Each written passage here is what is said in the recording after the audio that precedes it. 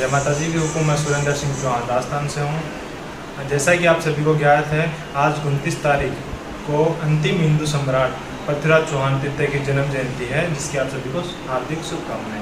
अब हम बात करें पृथ्वीराज चौहान के जीवन परिचय के बारे में। पृथ्वीराज चौहान का जन्म 1166 ईस्वी में गुजरात के पाटन जिले में हुआ था।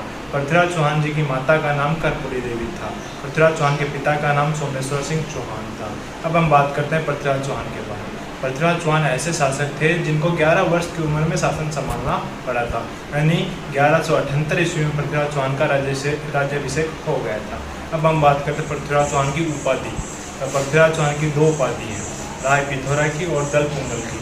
दल पुंगल का अर्थ होता है विश्व विजेता, यानी पृथ्वीराज चौहान को उपाधियां दी गई थी विद्वानों की तरफ से, क्या आप विश्व विजेता हैं।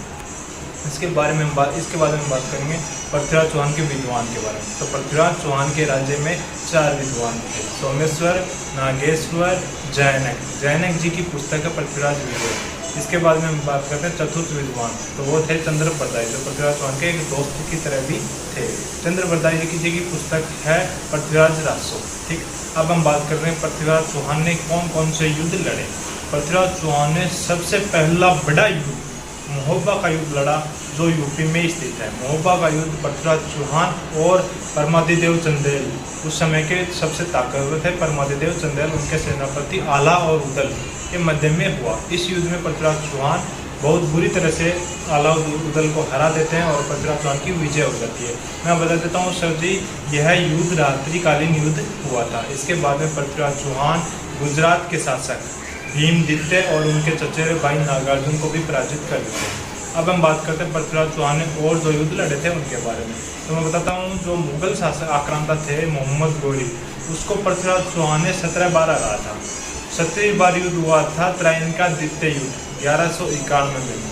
त्राइन के द्वितीय युद्ध में पृथ्वीराज चौहान ने मोहम्मद गोरी को पूरी तरह से हरा दिया और पृथ्वीराज चौहान निश्चिंत हो गए कि हमने इसको 17 बार हरा दिया, ये कभी वापस नहीं आएगा।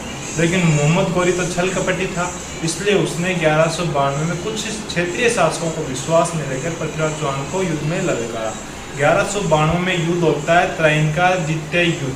त्राइन का द्वितीय युद्ध होता है वर्तमान हरियाणा में 1192 में। इस युद्ध में पृथ्वीराज चौहान हार जाते हैं और मोहम्मद गोरी जीत जाता है। मोहम्मद गोरी छल कपट के हिसाब से पृथ्वीराज चौहान को बंदी बना लेता है और उनकी आंखों को निकलवा देता है।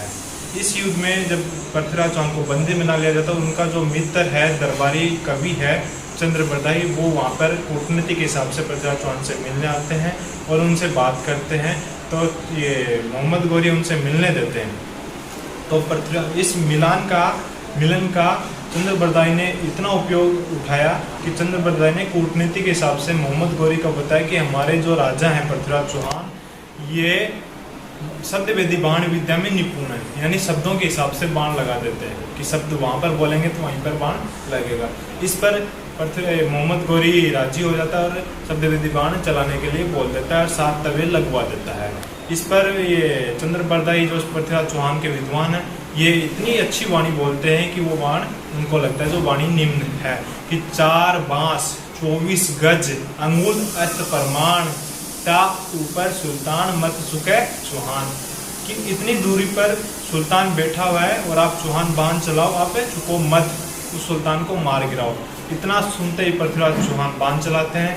वह बाण मोहम्मद गोरी को लगता है, मोहम्मद गोरी मूर्छित होकर गिर जाते हैं। तो दोस्तों, ये थे हमारे पृथ्वीराज चौहान। अब हम बात करते हैं पृथ्वीराज चौहान की वर्तमान पीढ़ी कौन सी है। पृथ्वीराज चौहान की वर्तमान 22वीं पीढ़ी चल रही है, जिसमें श्री राजेंद्र सिंह जी चौहान अलवर निमराना रियासत अलवर राजस्थान में निवास करते हैं। तो दोस्तों, हमारा वीडियो कैसा लगा आपको?